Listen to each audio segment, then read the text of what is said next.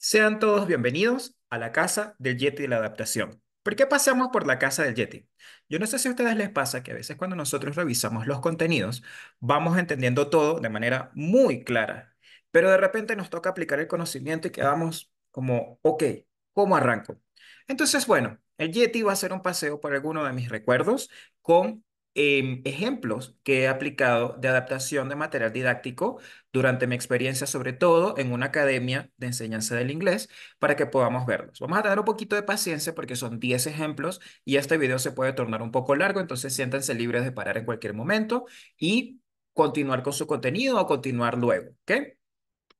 Primero, arrancamos desde algo bastante básico que tiene que ver con las nacionalidades. Si ustedes se fijan, del lado izquierdo, ¿de qué manera presentaba este libro las nacionalidades? Y casi todos.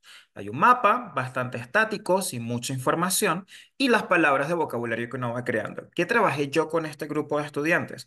Pues tan sencillo como tomar un mapa real con las banderas de cada uno de los países y era como que, bueno, aquí vamos a aprender de geografía, vamos a ubicar dónde están cada uno de los países. Y ellas pasaron un buen rato tratando de ubicar en dónde estaba, de hecho, cada uno de los países que yo les comentaba.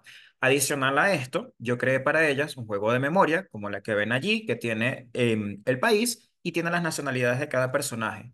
Eso fue para la clase siguiente. Luego de ello, no solo tuvimos que ubicar los países, sino cada una de las nacionalidades con cada una de esas personas. Y luego ellas tuvieron que ubicar países y buscar cuál era la nacionalidad de cada uno. Y esto lo hicimos en función de trabajar con un mapa real. Le dio un poco más de valor a una actividad bastante sencilla. Aquí pasamos con una comparación. Yo no sé si a ustedes les ha sucedido, pero cada vez que hablamos de comparativos y superlativos, hablamos de ciudades y de destinos turísticos. Bueno, esta unidad hablaba de esto, hablaba de la comparación de Bangkok con otra ciudad. Y entonces todo giraba en torno a esto para explicar los comparativos y los superlativos y una pareja que iba a viajar para allá. Luego los objetivos, los contenidos, cuando se iban a la aplicación, eran un poco monótonos, porque si ustedes ven, habla de mi ciudad o de mi vida, con oraciones bastante sencillas. Y luego la parte de aplicación, que es el Get Ready, Get It Right, iba más o menos a hacer lo mismo. Yo en este caso lo que le pedí a los estudiantes fue, les di unos 5 minutos para que ellos recorriesen toda la academia, cualquier sección de la academia que ellos encontraran o quisieran buscar, y que ellos buscasen comparaciones reales que ellos viesen en la institución. Entonces ellos hablaban, y de superlativas también a todas estas. Ellos hablaban de esta persona es más alta que esta, este salón es más grande que este salón es el más bonito, este salón es el más feo, el baño es el área que más me gusta, y ellos comenzaron a ver este contenido aplicado, algo que les llamaba un poco más la atención hablar cuestiones como que mi inglés es mejor o peor que el mes pasado. Entonces, esto era, como esta práctica era un poco árida, la modifiqué. Seguimos hablando de algo bastante sencillo, de algo que podemos hacer sin mayor esfuerzo y ustedes van a ir conmigo ubicando qué nombre de adaptación lleva cada una de estas cosas y lo pueden compartir en Telegram. Y bueno, y vamos construyendo acá. Pasamos a un nuevo ejemplo. Esta es una unidad que a los estudiantes no les gusta mucho y a mí honestamente no me gustó mucho tampoco enseñarla cuando la vi en primera instancia porque hablaba sobre chistes. Pero es que los chistes no tenían sentido para nosotros porque son chistes de humor británico o de humor inglés y nosotros no lo comprendemos porque nuestro humor es muy distinto. Entonces, ¿qué decidí para poder complementar esta unidad? Oye, si vamos a hablar de humor, vamos a entender cómo es el humor de la gente que habla en inglés. Entonces nos tomamos unos minutos para en serio hablar sobre cómo es el humor, cómo lo conciben ellos, qué tipos de chistes hacen ellos, como las knock knock jokes y las dad jokes. Y estuvimos discutiendo un rato sobre eso para poder entender un poco más los chistes que de verdad no eran muy buenos que estaban allí en la unidad. Y al final de esta lección, nosotros inclusive creamos nuestros propios chistes como para hacer una combinación entre, bueno, lo que nosotros concebimos como chiste y lo que ellos conciben como chistes. Si nosotros seguimos para acá, volvemos con estos estudiantes. Estos son estudiantes de nivel uno, por cierto.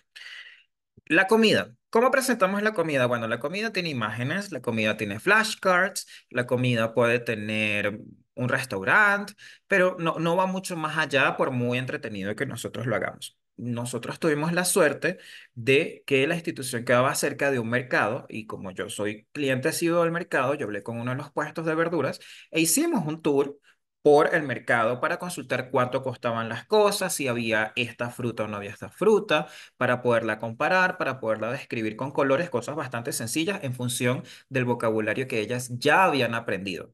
Lo nuevo era conocer las frutas y los vegetales. Incluso por allí la señora de la carnicería me dijo, si quiere pasa a la nevera. Y yo, no, no llegamos tan lejos. Pero sí visitamos un mercado porque lo teníamos cerca. Incluso uno de los puestos de verdura me dijo, si quiere yo le puedo prestar un guacal de vegetales, esto no puede venir. Y eso fue bastante agradable. ¿Qué podemos hacer también si nosotros no tenemos un mercado al lado, como lo que sucedió en mi caso, pero que yo igual apliqué con mis estudiantes? Yo les creé un food rally. En este food rally, ellos arrancaban y, bueno, preguntaban cuál era el plato que les tocaba a cada una. Ya había pasta, había hamburguesa, había un sándwich. Y una persona, esto eran por varias estaciones, aquí tiene que pedirle ayuda a sus colegas, le dictaba la lista de ingredientes. Había, creo que era tres ingredientes que ellas conocían y un ingrediente que no conocían, porque eso les iba a obligar a pedir cómo se deletreaba el ingrediente. Ya habían visto deletreo. Entonces podían preguntar cómo se deletreaba, cómo se escribía, y cada vez que ellas completaban el listado de ingredientes, se les entregaba un plato, todo esto impreso en papel, un plato de papel, para que ellas fuesen por los salones de la institución a preguntarle a los profesores o a los estudiantes de clase si alguien tenía el ingrediente que ellas necesitaban. Entonces tenían que recorrer toda la institución, tenían que comunicarse con otras personas, ya no eran nada más ellas como compañeras de clase, conmigo con el docente, sino que tenían que perder la pena de preguntarle a otros sí tenían el ingrediente. Y una vez ellas recolectaban todos los ingredientes de su lista, tenían que regresar al salón, terminar de recortar los ingredientes, porque yo no se los recorté completos, y armar su plato. Y la primera que armara su plato, que allí la ven con su premio, recibía su trofeo del Food Rally. Esto fue una actividad súper sencilla. Esto implicó adaptar casi toda esa lección, pero tuvo un valor muchísimo más alto que una actividad de repente más básica o más simplificada para los estudiantes. Y ojo, aquí es muy importante que nosotros vayamos midiendo nuestro grupo. Este grupo pudo hacerlo porque ellas de verdad, así no tuviesen el nivel de conocimiento más alto, cada una de ellas, eran muy dedicadas a sus actividades y de verdad le ponían mucho esfuerzo. Seguimos un poco acá. Nosotros tuvimos una actividad en este caso que tenía que ver con las bodas y era una lección que yo honestamente a veces me pregunto qué hacía allí, porque era el tema de bodas para poder aplicar uniones de verbos, es decir, verbos compuestos. No había mayor cosa en esa unidad y era una unidad muy árida. Entonces, ¿qué tomamos nosotros en esto? Bueno, lo llevamos a un contexto más global y tuvimos una discusión sobre cómo se conciben las bodas en nuestro país y cómo se conciben las bodas en países de habla inglesa. Es decir, para muchos de ellos fue una sorpresa de que hay países en los que las personas pagan para poder asistir a una boda, aparte de que tienen que llevar un regalo. También de tradiciones de boda, también de qué hacer y qué no hacer. Entonces lo llevamos a una discusión global. Ellos por allá incluso diseñaron una tarjeta de bodas para poder entender un poco mejor este concepto y poner en práctica el hecho de que ellos tenían que hacer uniones de verbos. En este ejemplo que está acá, son dos grupos que yo tuve, porque uno es un grupo del cierre del nivel 4, es decir, el cierre del bloque básico, y uno es el grupo del cierre del nivel 12, que es el nivel avanzado.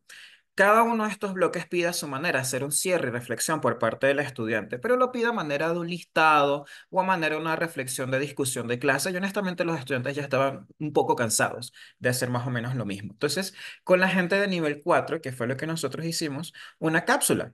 Entonces, en esa cápsula ellos escribían una carta a ellos mismos, hablando de cómo había sido su proceso de aprendizaje hasta ahora, qué fue lo que más les gustó, qué fue lo que más les costó y cómo se veían dentro de un año como aprendices del idioma, porque ya en ese momento estarían al menos culminando el nivel intermedio.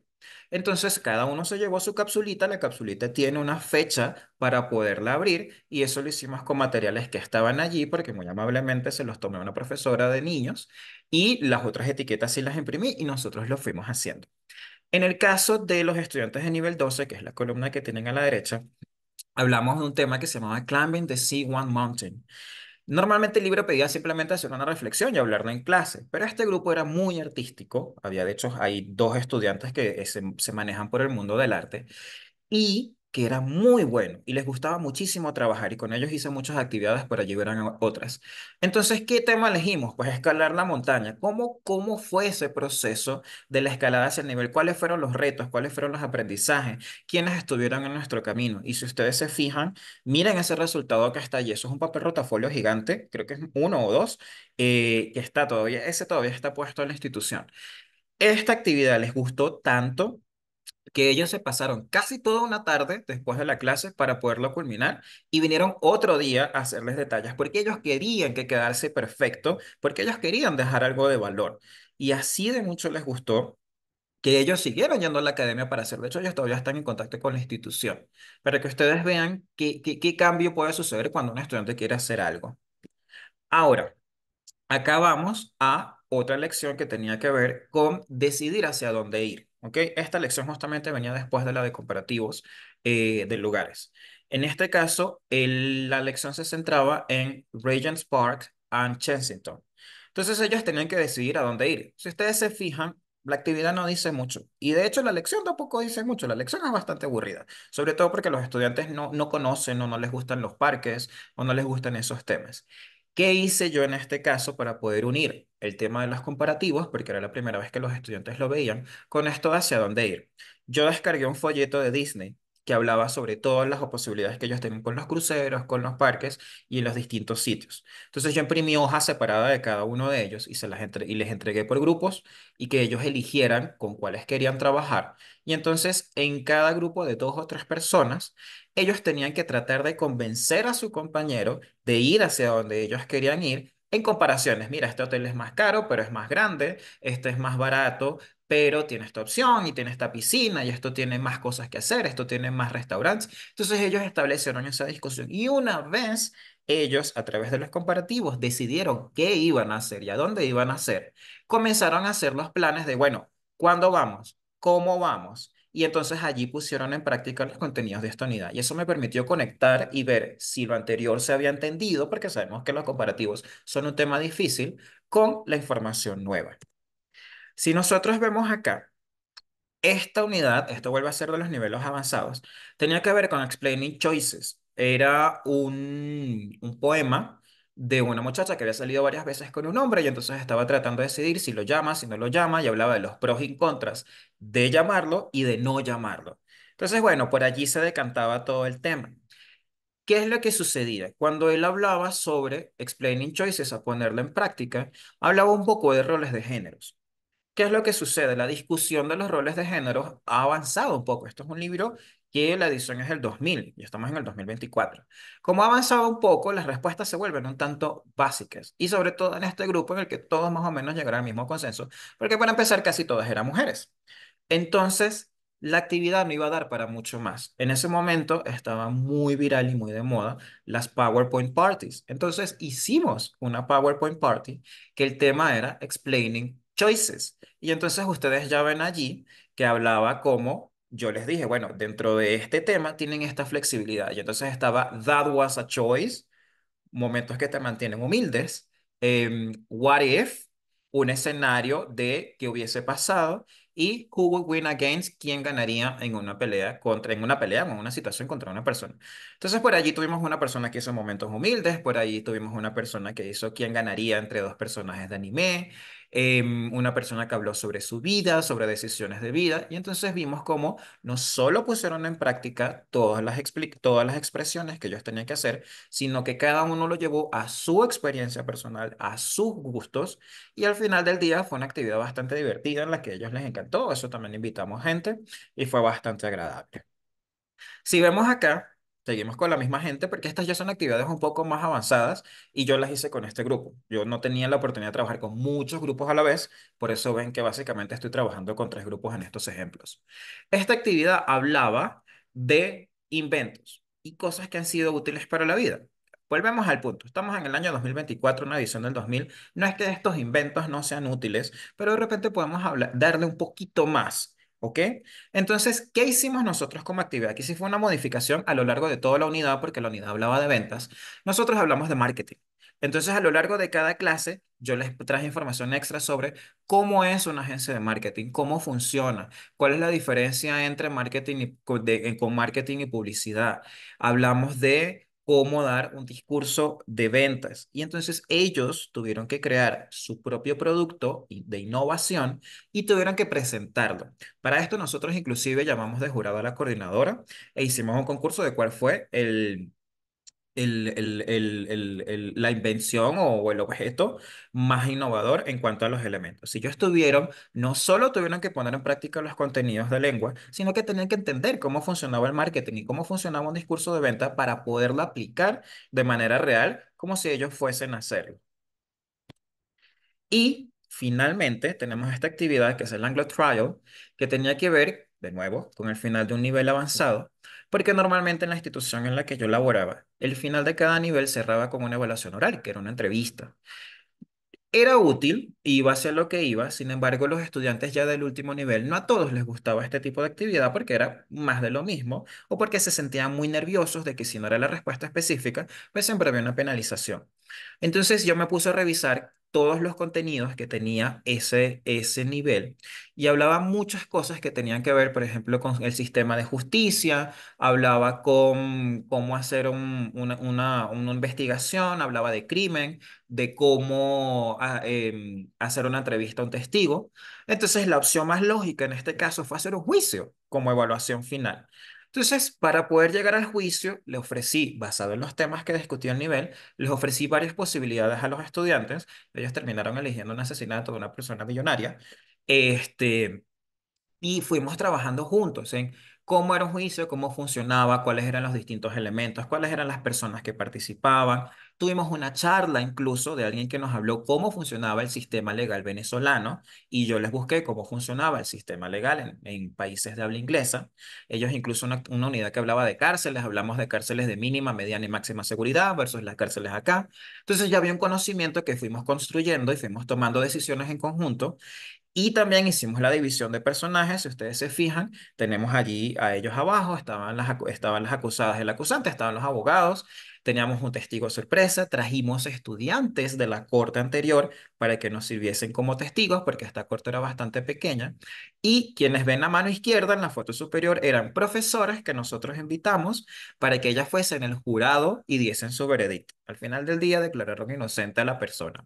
Entonces, claro, esto ya es una adaptación masiva, pero si ustedes ven que fue hecha por partes, fue hecha en función de las unidades mismas que llevaba este nivel, pues fue algo que le dio infinitamente mayor valor que ellos puedan hacer esto, que por más que se preparen, deben improvisar en un juicio porque ellos no sabían quiénes eran los invitados sorpresas ni qué iba a ser yo como el juez y que aparte pusieran en práctica los conocimientos. Esta fue una actividad bastante jugosa, tomó mucho tiempo la planificación, pero se pudo realizar y estoy seguro que es algo que todos ustedes también pueden hacer.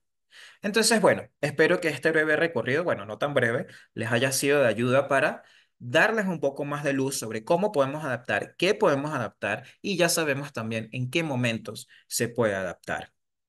Entonces, nos vemos.